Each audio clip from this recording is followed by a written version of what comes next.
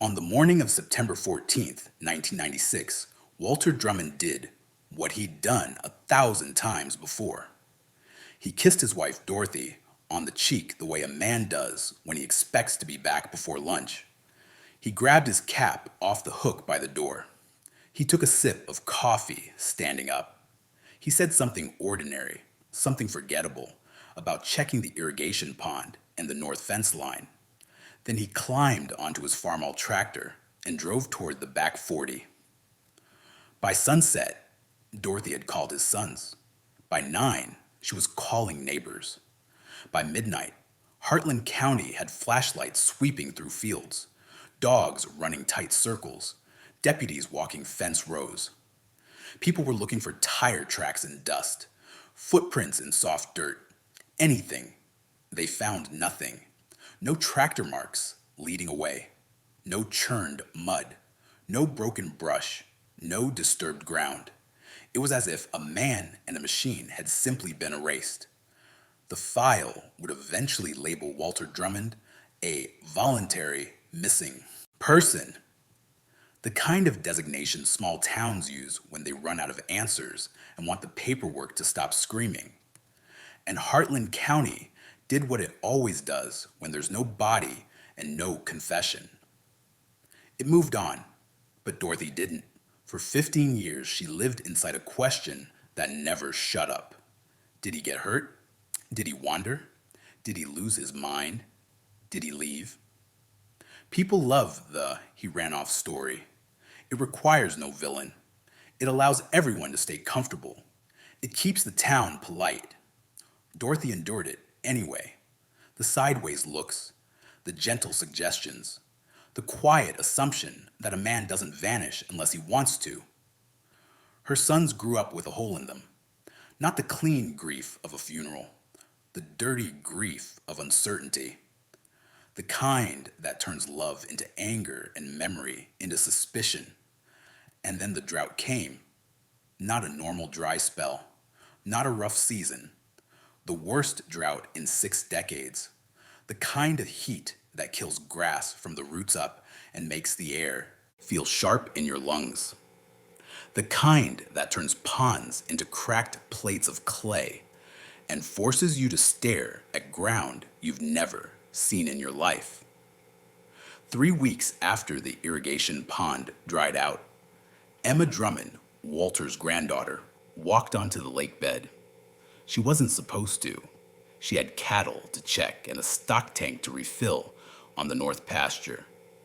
But she'd grown up hearing the story, feeling the story in the way her father got quiet whenever anyone mentioned Grandpa Walt. Curiosity has weight, and that day it pulled her toward the pond like gravity. The bottom was a web of cracks, wide enough to swallow a boot heel. The sun punished everything it touched. Kansas in July wasn't weather. It was pressure. Emma stepped carefully, listening to the lakebed talk back under her feet. The ground didn't feel solid. It felt hollow, like walking across ice you don't trust. She told herself she was just looking.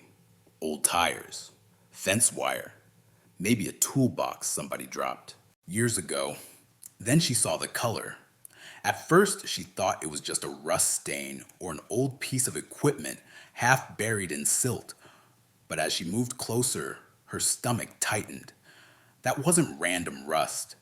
That was International Harvester Red, the exact shade older farmers get sentimental about.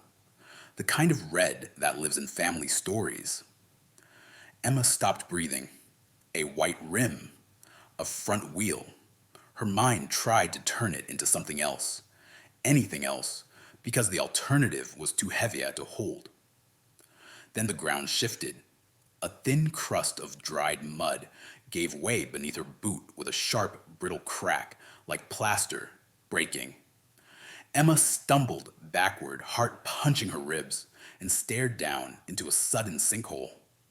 20 feet below, in shadow and dried muck, sat a tractor. Not a shape, not a guess.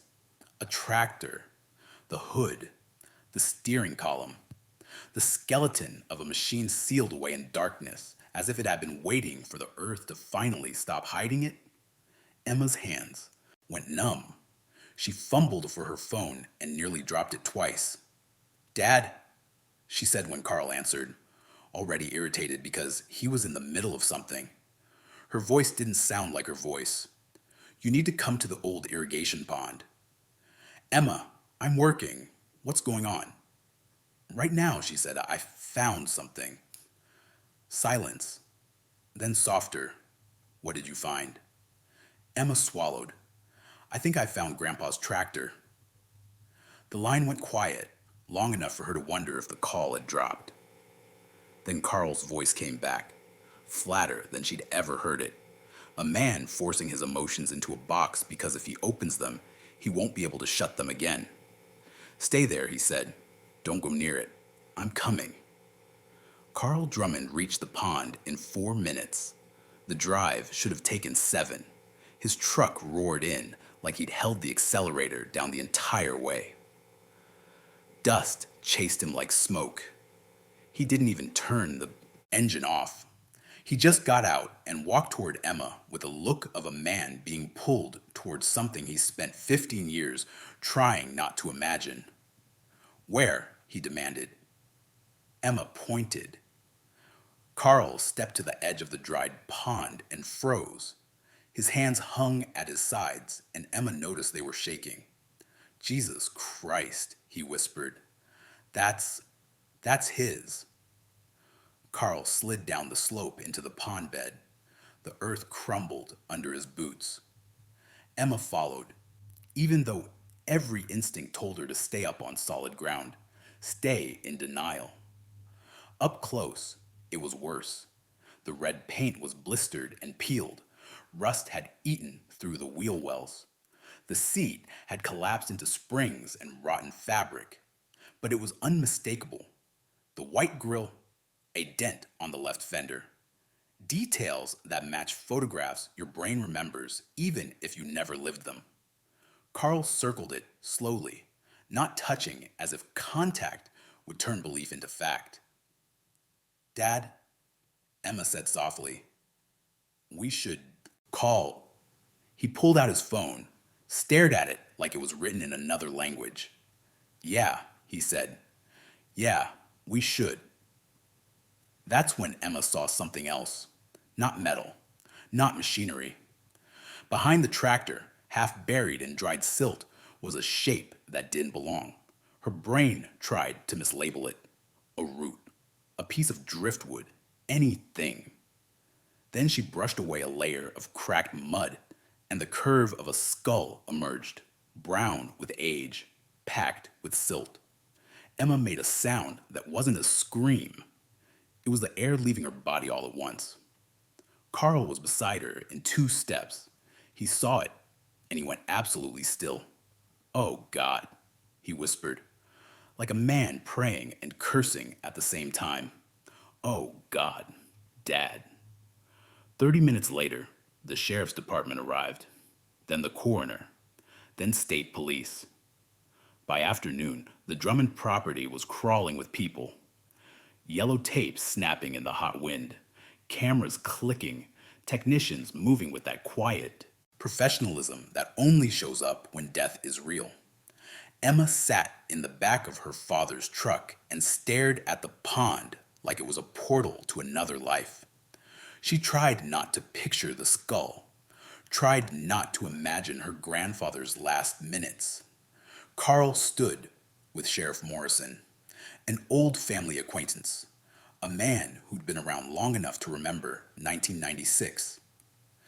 Emma couldn't hear what they said, but she could read Carl's body language. The rigid posture, the restless hands, the way his eyes kept going back to the pond as if it could steal more from him. Uncle Pete arrived around 5. His truck threw dust across the driveway. He climbed out, took one look at the scene, and his face went a shade of gray Emma had never seen on a living person. The brothers stood side by side without speaking. 2 men trying to be strong for each other, not realizing they were both already breaking. By dusk, they brought in a crane from 3 counties over. The Farmall rose out of the sinkhole on heavy chains, water and mud streaming from its rusted frame as if the pond itself was trying to hold on. Emma turned away. The fields beyond were brown and brittle. The drought had killed the grass, killed the crops, and now it had given up the dead too. Someone needed to call Dorothy. Carl and Pete couldn't move. They looked welded to the moment. Emma took out her phone. "Grandma," she said when Dorothy answered, "I need you to sit down." Dorothy Drummond arrived at dusk and pushed through the tape like it was a suggestion. 70 years old, spine straight, eyes sharp. Carl tried to stop her. The sheriff tried to stop her. "That's my husband down there," Dorothy said. "I've waited 15 years. I'm not waiting in a truck." Morrison hesitated. Then he nodded once. 5 minutes, he said, "and don't touch anything." Dorothy walked down into the dried pond like she was walking into church, slow, deliberate, reverent, furious. She stopped at the edge of the cordoned-off skeleton. Floodlights made everything stark and surreal. She didn't cry at first. She just stared, shoulders trembling, absorbing the shape of the truth she'd carried alone for years. Finally, her voice carried into the evening air. "Hello, Walter." The excavation lasted late into the night. The coroner, Dr. Rashad Chen, documented every bone, every scrap of cloth, every piece of rusted metal that might matter. At one point, she held up a watch. Its band corroded, but still wrapped around what used to be a wrist. Dorothy's voice cut through the air, steady and absolute. "That's his. Timex. I gave it to him for our 25th. Sheriff Morrison wrote it down. "This is hard," he began. Dorothy turned on him with eyes that had survived 15 years of people trying to rewrite her reality. "Hard was not knowing," she said. "Hard was wondering if he left me. Hard was watching my boys think their father abandoned them." She gestured toward the pond. "This is just the truth." 3 days later, the coroner called. Carl took the call in the machine shed, and Emma knew by his posture that the news was heavy. His face stayed controlled, but his knuckles whitened around the phone. When he hung up, he looked at Emma like he was seeing her for the first time. "They want us to come in," he said, "tomorrow, 10 a.m. They have a preliminary findings." That phrase, preliminary findings, sounds clinical until you realize it means someone is about to explain how your family member died. Dorothy dressed like it was Sunday. Navy dress, pearl buttons, lipstick, a small detail that hit Emma like a punch because it was proof Dorothy still respected Walter enough to show up like this mattered. In the conference room, Dr. Chen spoke carefully. "The remains are Walter Drummond," she said, "dental confirmation." Carl didn't waste time. "How did he die?" Dr. Chen's eyes didn't flinch. "Blunt force trauma to the skull, back of the head, a single powerful blow." The room stopped breathing. Pete swallowed hard. "So someone hit him?" "Yes," Dr. Chen said, "from behind, likely fatal immediately, or rendered him unconscious." Dorothy whispered, almost to herself, "He never saw it coming." Dr. Chen slid photos across the table, measurements, angles, bone fractures, a man reduced to evidence. Then she moved to the tractor. "The damage pattern isn't consistent with an accident," she said. "Not a rollover, not a collision. It's consistent with being pushed." "Pushed," Pete repeated, like the word didn't fit inside his head. Dr. Chen nodded. The tractor was operational when it entered the pond. Gears engaged, steering intact. Based on position and soil displacement, it was deliberately pushed in. Carl leaned forward slowly. "With my father under it." Dr. Chen's voice stayed measured. The body was beneath the front left wheel. That suggests he was already on the ground when the tractor was pushed on top of him. Emma's stomach lurched. She clamped a hand over her mouth. Dorothy stood, walked to the window, and stared at nothing. Dr. Chen continued gentler. We found personal effects, wallet, wedding ring, the watch. Then she hesitated. And one more item, a waterproof bag hidden under the seat of the tractor. Emma's pulse quickened. Dorothy turned back. What was in it? Dr. Chen opened her laptop, turned the screen. A blurry photo of a water-warped page. Handwriting. 3 words were legible at the top. Soil test results. Below, 1 word circled hard enough to tear paper. Contaminated.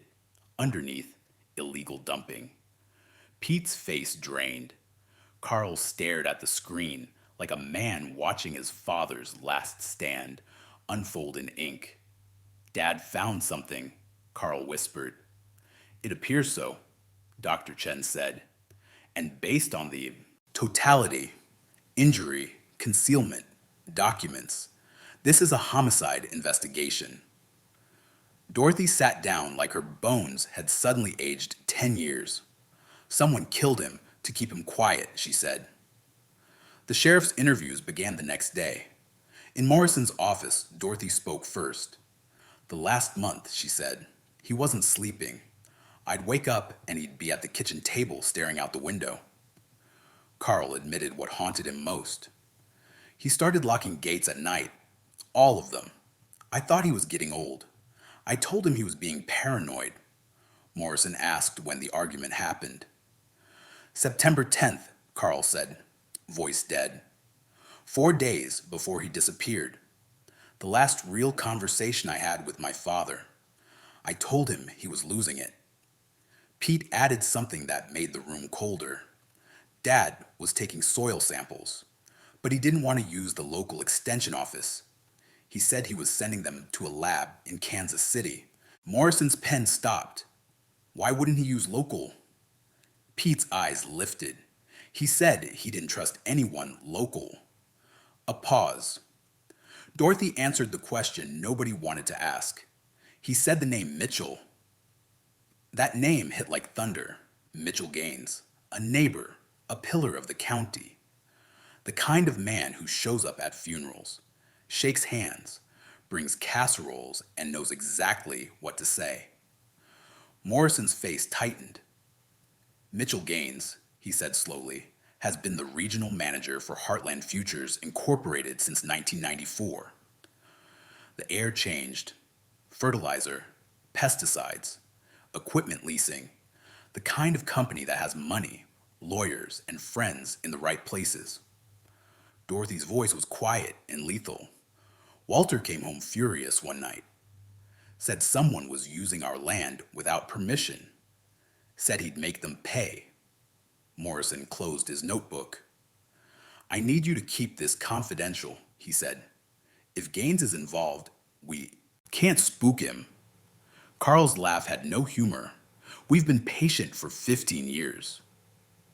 That night, and Dorothy remembered something that cracked the case open.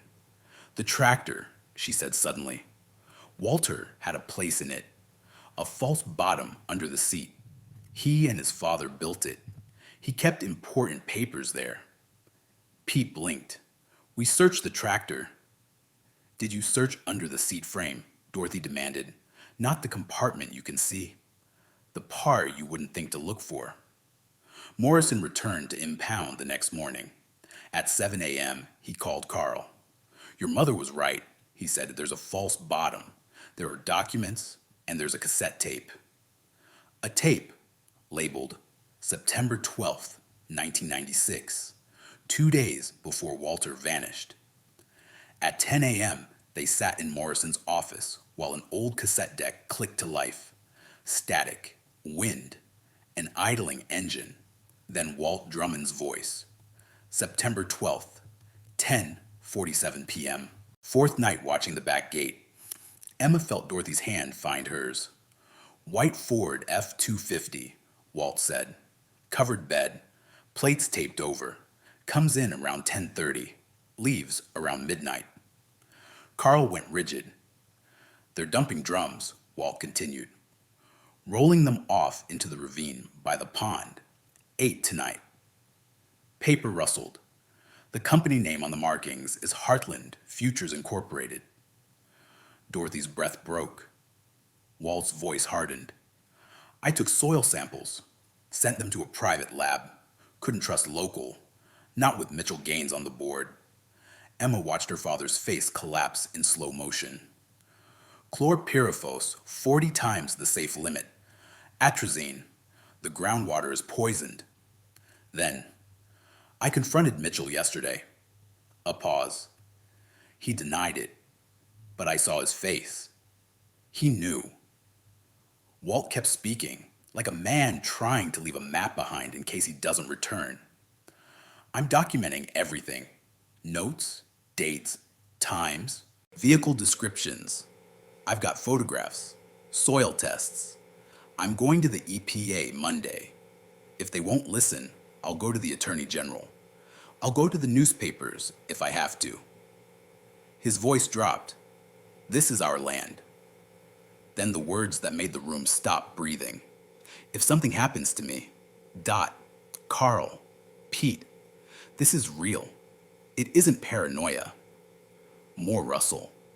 I hid copies of everything in the tractor, the compartment my dad and I built.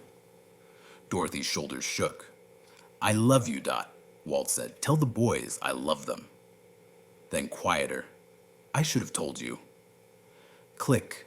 Silence. Morrison didn't speak for a long time. Then he set a letter on the desk, Heartland Futures. Letterhead.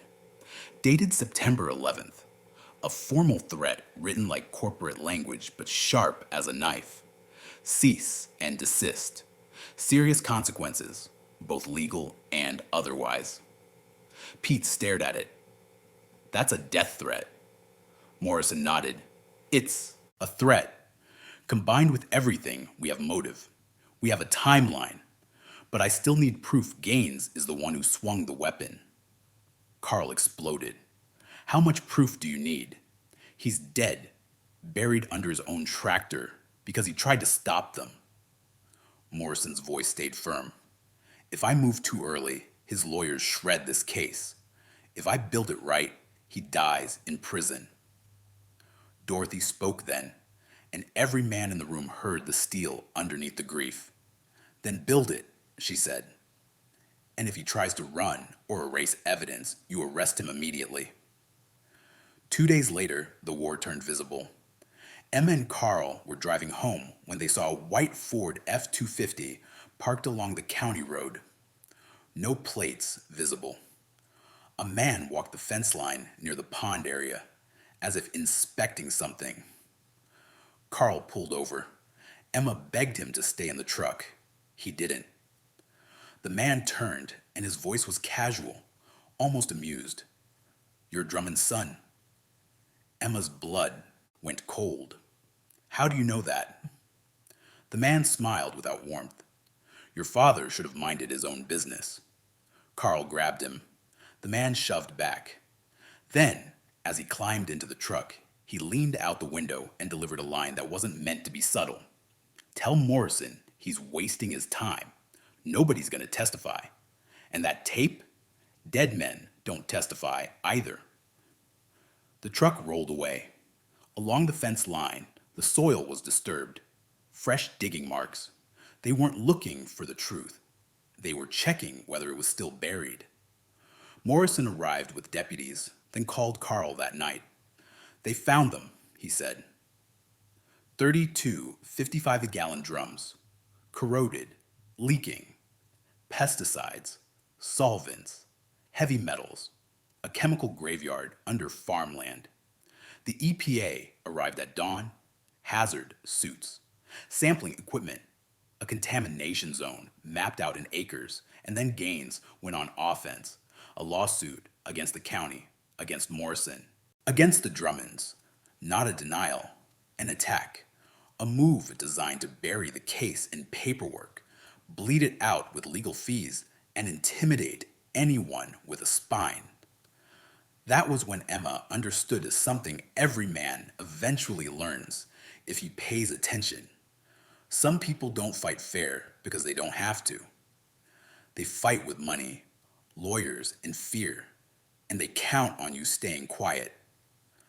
Emma met with Sophie Valdez, a journalist from the Kansas City Star. Valdez had been tracking Heartland futures for 2 years. Multiple sites, patterns of complaints, communities with sick livestock and poisoned water. A company that paid small fines and kept operating because they were embedded in politics and protected by the system. Gaines is the enforcer, Valdez said. When someone becomes a problem, he handles it. Emma went home carrying the weight of a choice. Wait for proper channels that failed her grandfather, or make the story impossible to hide. Then, another accident happened. Deputy Dennis Caller, the man who closed Walt's missing case in 1996, died in a single vehicle crash. No skid marks, no attempt to brake. Emma watched her father's face drain. "They're cleaning up," he whispered. "Anyone who can connect them to Dad." That night, Emma admitted she'd met the journalist. Carl was furious. Not because Emma was wrong, because he was afraid. Men don't talk about this enough. Fear is not the opposite of courage. Fear is the fuel. Courage is what you do anyway. Dorothy listened to everyone argue. Then she made the decision. "I'm 70, she said. "I don't have another 15 years. Walter said he'd go to the newspapers. He knew the system couldn't be trusted. If telling the truth publicly is what stops them, then we do it." Valdez returned the next morning. Recorders on the table. Photos spread across the living room. The same living room where Mitchell Gaines had sat 15 years ago, drinking coffee and offering sympathy. Dorothy stared at the recorder like it was a weapon. "Start," she said. The story published the next day. Front page, online, shared everywhere.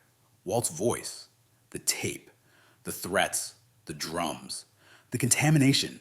The public reaction hit like a tornado. Protesters outside Heartland Futures headquarters, the Attorney General calling, the EPM announcing a wider investigation. Gaines issued a statement, false and defamatory. Then something happened that only happens when pressure becomes unbearable. Ray Hoskins, the driver who threatened them, walked into the sheriff's office asking for a deal.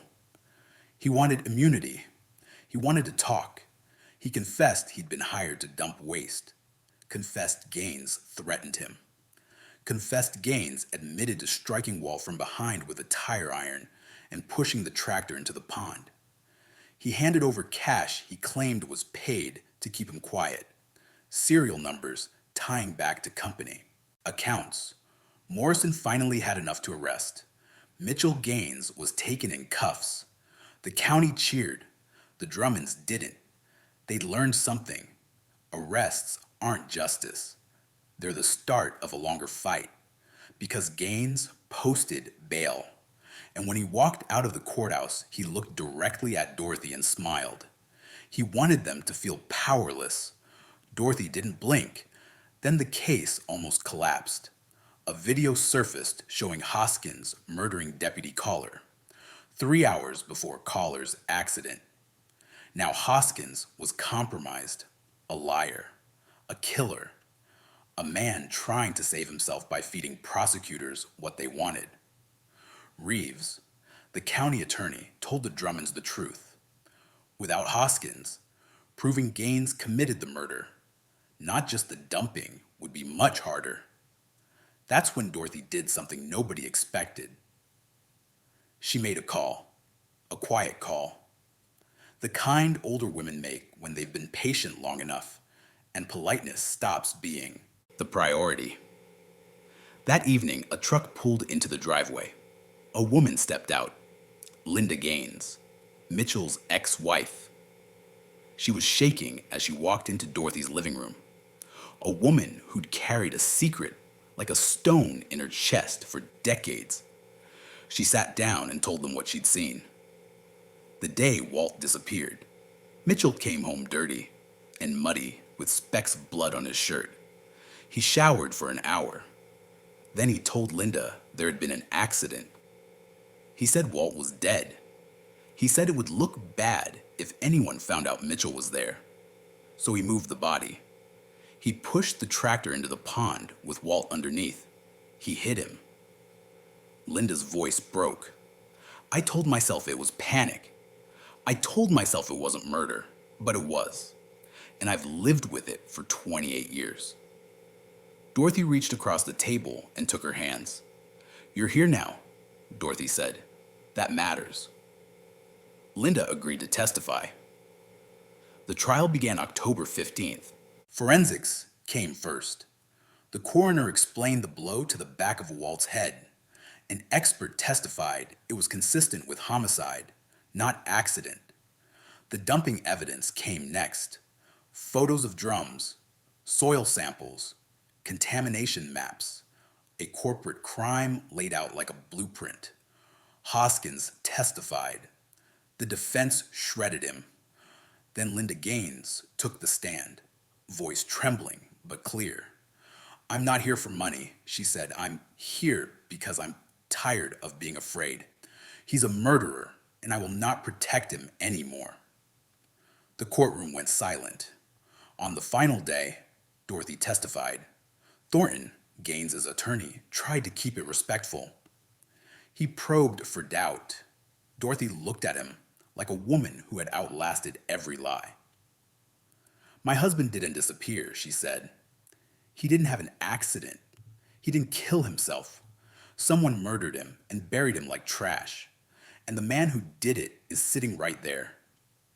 She pointed at Mitchell Gaines. That moment cut through legal strategy like a blade.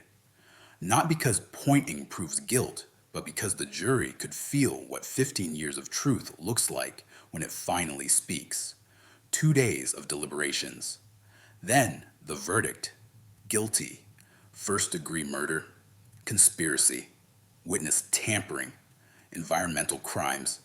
The judge revoked bail. Gaines was led away in cuffs. This time he didn't smile. Dorothy faced the cameras outside the courthouse. My husband died trying to do the right thing, she said, for 15 years. The man who killed him lived free. Today, the truth finally won. Sentencing came a month later. Life without parole. The EPA shut Heartland Futures down. Federal charges followed. A victim compensation fund was created. It didn't undo death. It didn't return time. But it did something men understand deep in their bones. It drew a line. It said you can't poison people for profit and silence anyone who notices. It said a farmer's life matters as much as a corporate paycheck. And it proved something else, too. Walter Drummond wasn't a man who ran off. He was a man who saw wrong and refused to look away. Months later, rain finally came. Gentle, steady, the kind that makes fields smell alive again. The clean sections of land were planted. New wheat took root. Carl drove a newer tractor, painted the same International Harvester red, not out of nostalgia, but out of respect. A quiet message to his father. We're still here. Dorothy stood beside Emma at the edge of a remediated field, watching the soil turn dark and ready. He looks like Walter, Dorothy said, the same stubborn hands on the wheel. I wish I remembered Grandpa better, Emma admitted. Dorothy tapped Emma's chest. You know him where it counts. You have his courage. That's why you didn't let this die in silence. Emma's phone buzzed. A message from Sophie Valdez. A national documentary crew wanted to interview them. Emma showed Dorothy. Dorothy nodded once. Tell them yes, she said. If our story keeps one more family from being buried under someone else's lies, then it's worth telling. The tractor made another pass. The sun sank lower. And somewhere in that turned earth, in soil that had been fought for, cleaned, reclaimed, Walter Drummond's legacy took root. Not in the way he died, in what his family did after they finally found him. They didn't just uncover a tractor, they uncovered the truth, and they refused to put it back in the ground.